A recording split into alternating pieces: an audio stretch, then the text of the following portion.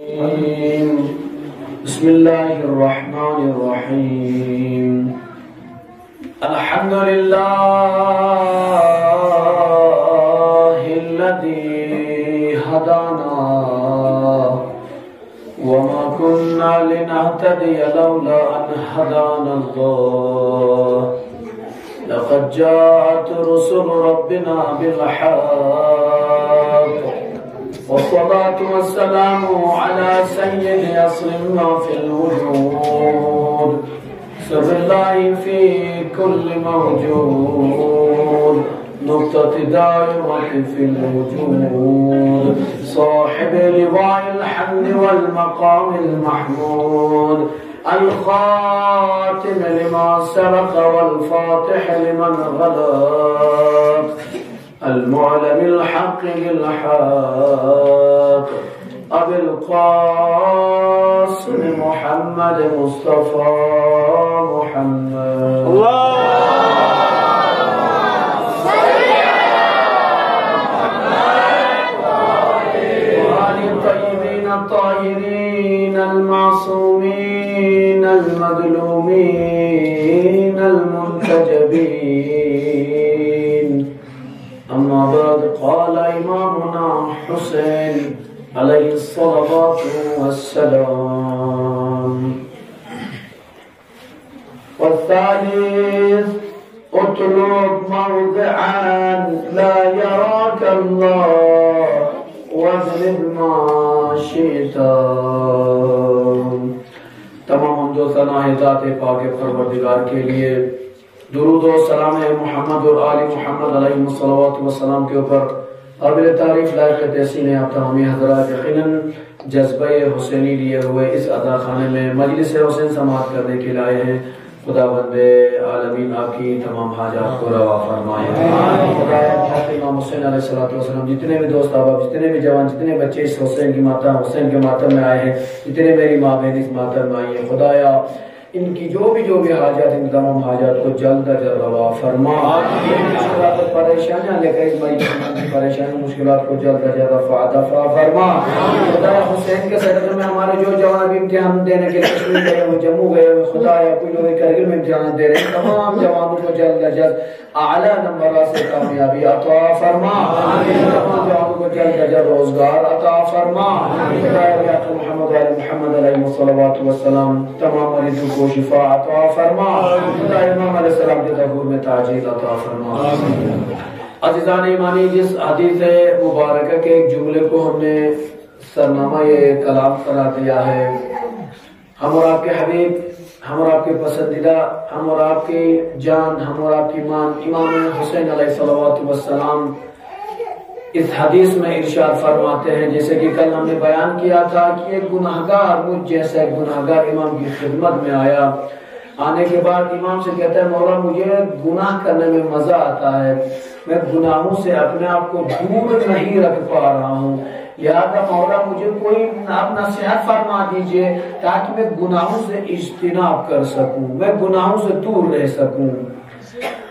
امام علیہ السلام فرماتے ہیں، اے سائل میں تمہیں 5 چیزوں کی نصیحت کرتا ہوں، اگر تم یہ کام کر سکتے ہو تو جتنا من چاہے تم گناہ کر سکتے ہو. اگر یہ 5 چیزوں پر عمل نہیں کر سکتے، اگر یہ تمہارے صفات نہیں پائی جاتی ہیں تو گناہوں سے پرہیز کرنا پڑے گا. مولا فرما دیجیے وہ 5 چیز کیا ہے، وہ کون سی 5 چیزیں ہیں. جیسے کہ میں نے 2 کا ذکر کیا تھا، وقت تمام ہونے کی وجہ سے کوئی تصریح نہیں ہو پائی تھی، لہذا پہلی شرط یہ تھی کہ امام حسین علیہ السلام نے فرمایا کہ اگر تم گناہ کرنا چاہتے ہو تو اس کی پہلی شرط یہ ہے، تم گناہ کے عادی ہو تو پہلی شرط یہ ہے کہ لا تاکل رزق اللہ، تم اللہ کا رزق نہ کھاؤ، اللہ کی روزی روٹی نہ کھاؤ، اللہ کی دی ہوئی نعمتوں سے استفادہ نہ اٹھاؤ. اس کے بعد تم جتنا من چاہے گناہ کرنا چاہتے ہو کر سکتے ہو.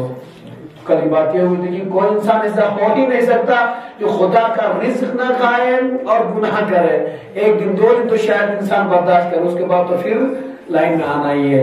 لہٰذا ہر کسی کی بس کی بات ہی نہیں ہے. کل مثال دی تھی ہم نے کہ نوکری کرتے، جاب کرتے، پیسہ تو آ جاتا ہے، شاید پیسہ یہ آپ کی مال ہے، لیکن اسی پیسے پھر آپ کو مارکیٹ میں جانا، پھر وہیں چاول خریدنا ہے، آٹا خریدنا ہے، کھانے پینے کی چیزیں خریدنی ہے، اور یہ کھانے پینے کی چیزیں خدا کی ہیں.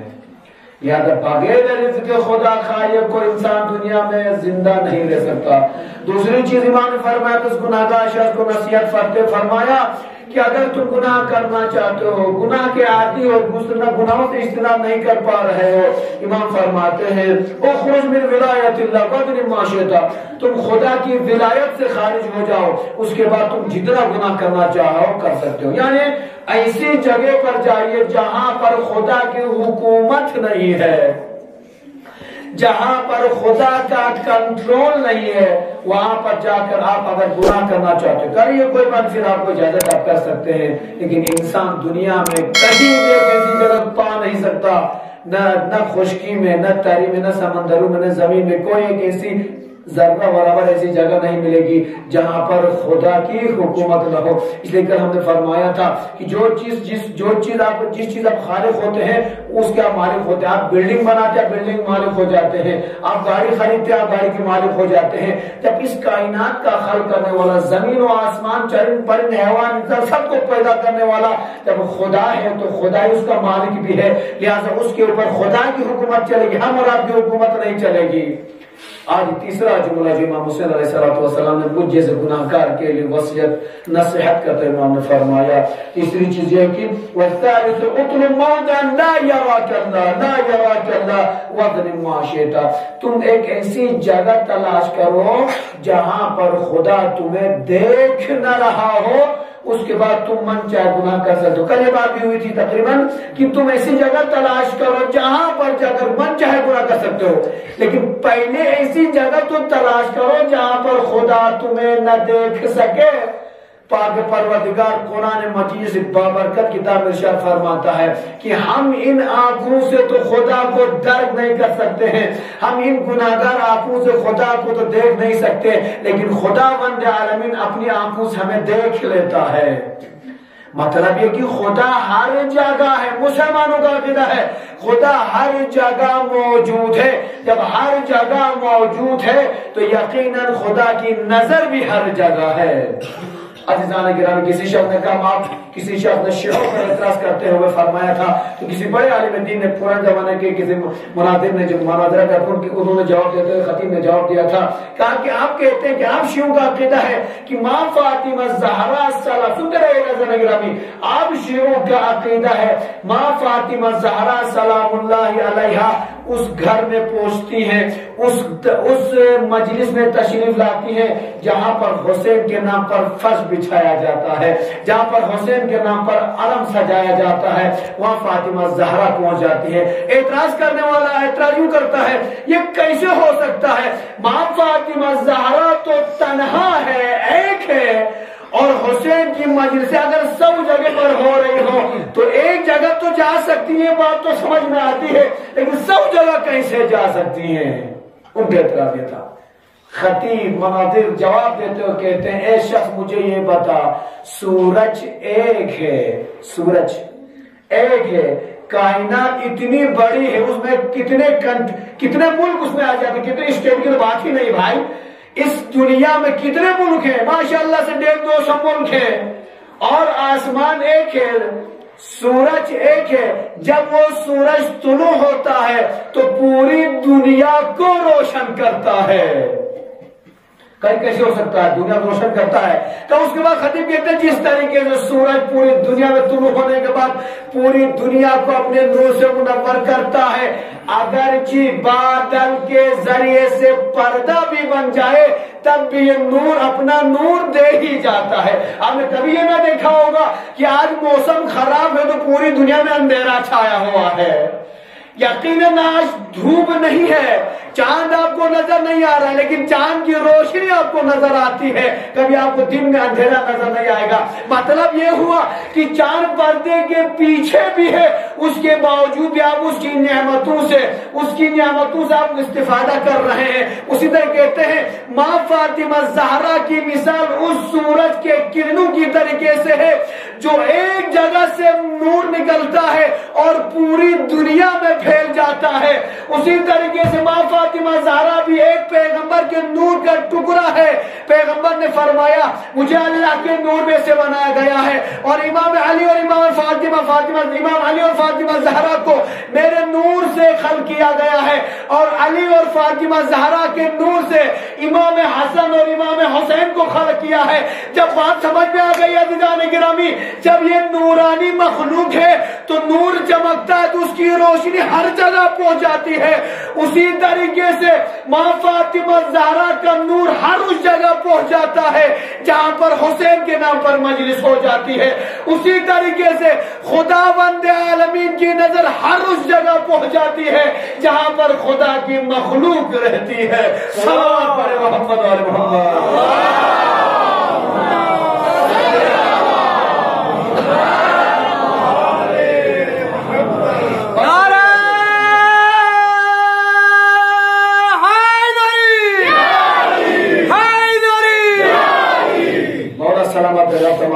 بات سمجھ میں آگے انشاءاللہ۔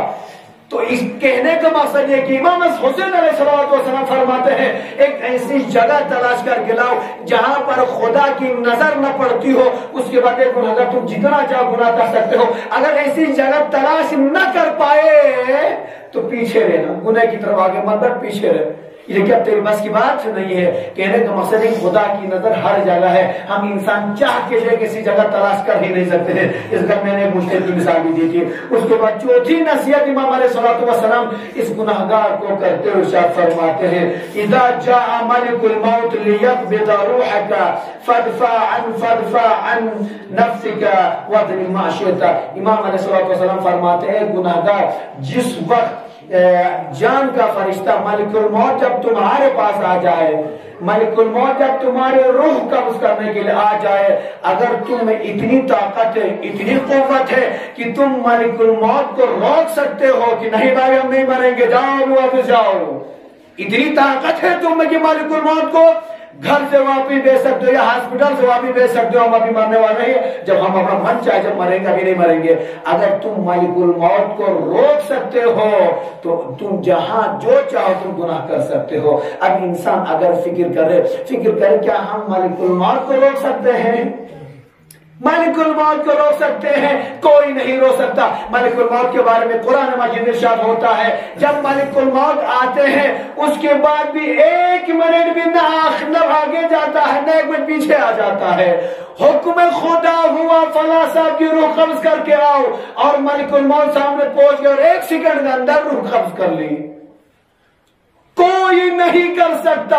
لیکن ماں فاطمہ زہرا کی شان الگ ہے، واحد کائنات میں در تھا، در فاطمہ زہرا تھا جس پر ملک الموت نے پیغمبر کی روح قبض کرنے جب ملک الموت آئے ہیں ماں فاطمہ زہرا کے گھر پہ تشریف فرما پیغمبر، لیکن یہ واحد دروازہ ہے کائنات میں جہاں پر آ کر ملک الموت نے اجازت مانگی ہے۔ کہ میں مالک الموت کا کیوں آئے ہو؟ کہ میں تمہارے بابا کی روح قبض کرنے آیا ہوں۔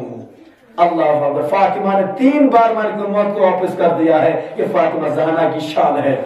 لہذا ہم اور آپ جیسا گناہگار اگر چاہیں کہ مالک الموت اپنے سے دفع کر دور کر، یہ ہماری بس کی بات نہیں ہے۔ لہذا جب ہم مالک الموت کو روک نہیں سکتے ہیں، وہ آ کر اپنا کام تمام کر جائیں گے تو ہمارے ضروری کی گناہوں سے اجتناب کریں، بس ہمارے لیے دوسرا راستہ یہ ہے۔ 5ویں نصیحت اور آخری نصیحت جو گناہگار کو امام حسین علیہ السلام نے کی تھی، امام فرماتے ہیں اذا ادخلک مالک فی النار فلا تدخلوا فی النار واضرب ما شئت۔ امام علیہ السلام فرماتے ہیں گناہگار جب تمہیں جہنم میں پھینکا جائے، نار میں پھینکا جائے، جہنم میں جب تمہیں پھینکا جائے، اس وقت تم اگر یہ قدرت رکھتے ہو کہ نہیں بھائی میں جہنم نہیں جاؤں گا، میں تو جنت جاؤں گا، اگر تم اس وقت جہنم جانے سے اپنے آپ کو روک سکتے ہو، جنہیں میں نہیں جاؤں گا، زبردستی کر سکتے ہو، ان فرشتوں کا تم روک سکتے ہو تو ٹھیک ہے تم گناہ کرو۔ اگر تم ان کو نہیں روک سکتے، تمہارے بس میں نہیں ہے، تو خاموشی کے ساتھ بیٹھے رہو۔ لہذا یقیناً تاریخ گواہ ہے، کتاب مجھے مطالعہ کریں گے، روز قیامت جب حساب و کتاب کے بعد جنت اور جہنم کو تقسیم کیا جائے گا تو اس وقت ہم گناہگاروں کے ہاتھ میں کچھ نہیں ہوگا۔ ہمیں تو جو برگا ہے، جو کاغذ ہاتھ میں دیا جائے اسی کے اعتبار سے کچھ جنت جائیں گے آپ جیسے لوگ، جنت ہم جیسے گناہگار اور جہنم جائیں گے۔ یقیناً جہنم ان لوگوں کے لیے جو گناہگار ہوتے ہیں، آپ جیسے مومن جو ہوں گے ان کے لیے جنت کا راستہ کھلا ہے۔ لہذا عزاداران مظلوم کربلا، اب دو چیزیں ہمارے پاس اس حدیث کل راشم حدیث میں پورے خلاصہ کر کے بتا دیں گے. دو چیزیں آ گئی، یا تو انسان گناہ کرے یا تو ان چیزوں سے اجتناب کرے. اگر ان چیزوں سے اجتناب کر کے گناہ کر سکتے ہو تو آرام سے گناہ کیجئے، کوئی مشکل نہیں ہے. لیکن اگر ان چیزوں اجتناب نہیں کر سکتے تو پھر گناہوں سے اجتناب کیجئے، اسی میں ہم سب کی بھلائی ہے. لہذا عزاداران مظلوم کربلا، یقیناً امام حسین علیہ السلام کی اگر مسلمان واعظ و نصیحت کو سن لیتے، امام علیہ السلام کے اقوال کو سن لیتے، امام کی لائف کو پڑھ لیتے، تو آج مسلمان یہ در بدر کی ٹھوکریں نہ کھاتے.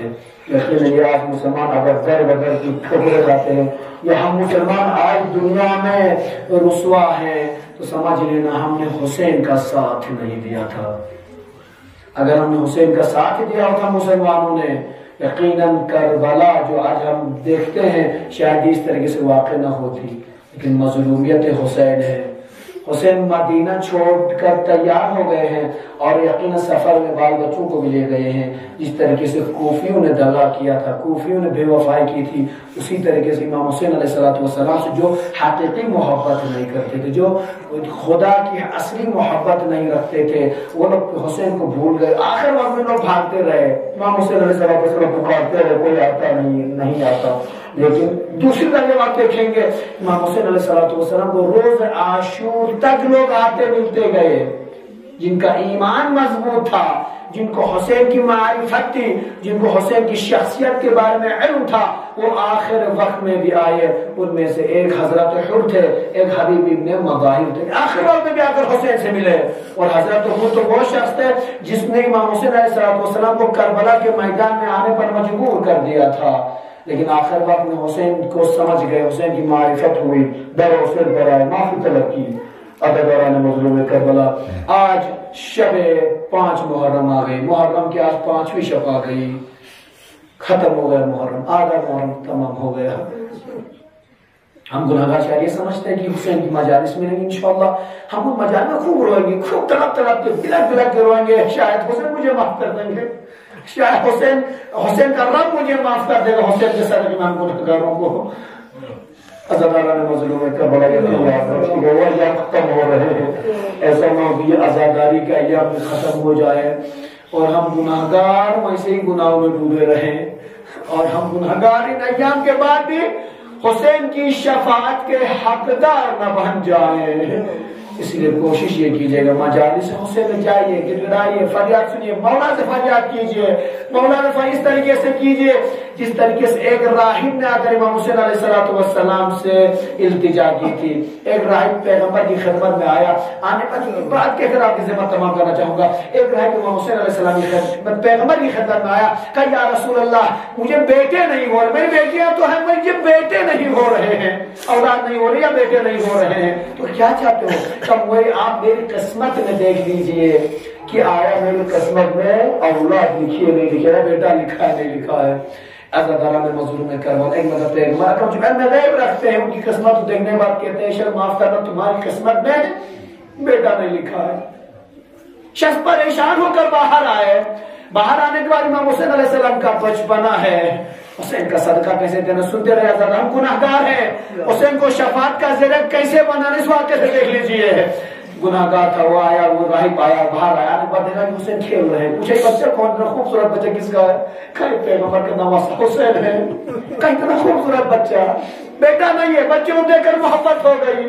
ایک مطلب قریب رہ جانے کے بعد بیٹے حسین کو خود دیکھتے ہیں، ایک بات کہتے ہیں کہ آپ کا نام حسین ہے؟ کہا میرا نام حسین ہے. کہا امام حسین فرماتے ہیں آپ کہاں تھے، کہاں سے آئے ہو؟ کہ میں ایک راہب ہوں، میں پیغمبر کے در پر آیا تھا. کیوں آئے تھے؟ کہ میں پیغمبر سے یہ اپنی قسمت دیکھنے آیا تھا کہ پیغمبر دیکھ لیں میری قسمت میں بیٹے ہیں کہ نہیں ہے. کہ میرے نانا نے کیا جواب دیا؟ کہتے ہیں میرے لاتے بیٹے آپ کے نانا نے فرمایا کہ میری قسمت میں کوئی بیٹا نہیں لکھا ہے. آنسو گرنے لگے. راہب ہے، راہب سمجھتے ہیں نا بھائی مسلمان نہیں ہے، غیر مسلم ہے. راہب کے آنکھوں پر آنسو آنے لگے. ایک مرتبہ امام حسین علیہ السلام اس راہب کے کاندھے پر ہاتھ رکھ، بچپنا ہے حسین کا چھوٹا سا ہے، کاندھے پر ہاتھ رکھتے ہوئے کہتے ہیں اے شخص تو میرے نانا کے بعد دوبارہ واپس جا کر صرف یہ کہہ دینا یا رسول اللہ مجھے حسین نے واپس بھیج دیا ہے، میرا نام لے لینا. اللہ اکبر. راہب کہتا ہے مجھ سے کیا ہوگا بیٹا؟ کہ تم وہ میرے پر چھوڑو، تم جا کر صرف نانا سے کہہ دینا مجھے غصے میں واپس بھیج دیا ہے۔ ایک مرتبہ راہب واپس آیا، پیغمبر کی خدمت میں آیا، آنے کے بعد کہتے ہیں یا رسول اللہ مجھے غصے میں واپس بھیجا ہے۔ پیغمبر کہتے ہیں کیا چاہتے؟ کہا یا رسول ایک بار پھر سے میری قسمت دیکھ لیجئے۔ کہا راہب میں نے ابھی دیکھا ہے تمہاری قسمت میں اولاد نہیں ہے، بیٹا نہیں ہے، کہ تم چاہتے کیا ہو؟ ایک مرتبہ حسین نے جیسے ہی الفاظ سنے ہیں گھر کے اندر داخل کر، نانا جان میرے واسطے ایک بار دیکھ تو لیجئے۔ تو بیٹا میں نے ابھی دیکھا ہے۔ کب نانا میں حسین میرے حسین کے صدقے میں ایک مرتبہ تو دیکھ لیجئے، میں آپ سے گزارش کر رہا ہوں۔ اللہ اکبر، حسین اپنا واسطہ دیا ہے۔ ایک مرتبہ پیغمبر اسلام اس رائے پھر سے ایک مرتبہ دوبارہ قسمت پر نظر فرمایا، معجزاتی طور پر علم غیب سے نظر فرمایا ہے۔ ایک مرتبہ پیغمبر تعجب فرماتے ہوئے کہتے ہیں اے راہب تمہارے لیے مبارک ہو۔ کیا بات ہے؟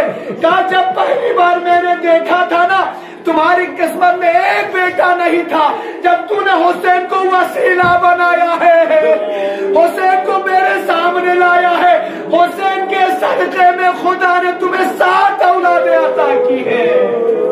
یہ حسین ہے، حسین کے ذریعے ہماری تقدیریں بدل جاتی ہیں، ہماری قسمت بدل جاتی ہے۔ لیکن مسلمانوں خدا نہ حسین کو سمجھو، حسین کو سمجھو، حسین کون ہے؟ اللہ تعالیٰ نے مضرورت کا بلا اولاد کی بات کر رہا، ہر انسان اولاد سے محبت کرتا ہے۔ تاریخ کہتی ہے آج جن بچوں کی مجھے مسائل پڑھنے ہیں، تاریخ کہتی ہے جناب زینب سلام اللہ علیہ کو جب اجازت ملی ہے، حسین کو دعا کا بیان کر چکا جب زینب کو خبر ملی بھائی حسین مدینہ چھوڑ کر جا رہے ہیں، زینب بھائی کے پاس آتی ہے، آ کر کہتی ہے میرے ماں جایا حسین میں نے سنا ہے کہ آپ سفر پر جا رہے ہیں۔ ایک مرتبہ امام حسین فرماتے ہیں ہاں میں زینب میں سفر پر جا رہا ہوں۔ ایک مرتبہ کہتے ہیں میرے ہو بھائی میرے ماں جایا حسین کیا تم نے ایک بار میرے بارے میں نہ سوچا؟ ارے آپ گئے تو یہ زینب مدینے میں کیسے زندہ رہے گی؟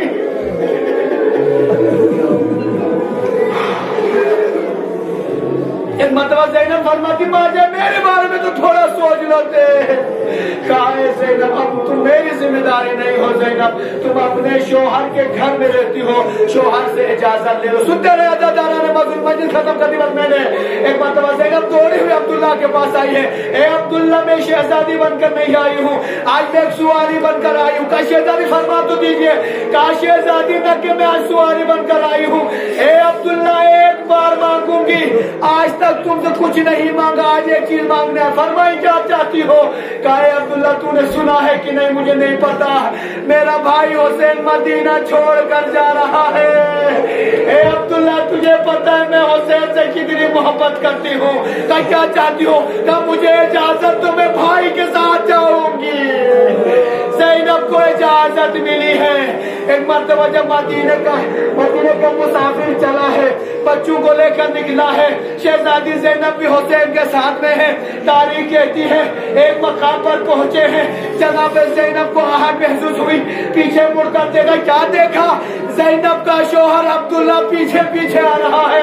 زینب سمجھ گئی شاید عبداللہ مجھے روکنے آئے ہیں، آنسو بہنے لگ گئے۔ زینب گریہ فرماتی ہے، عبداللہ قریب آئے، 2 ننھے بچوں کو لے کر آئے۔ زینب ڈر رہی کہ مجھے روک نہ لے۔ اے عبداللہ کیا تم مجھے روکنے آئے ہو؟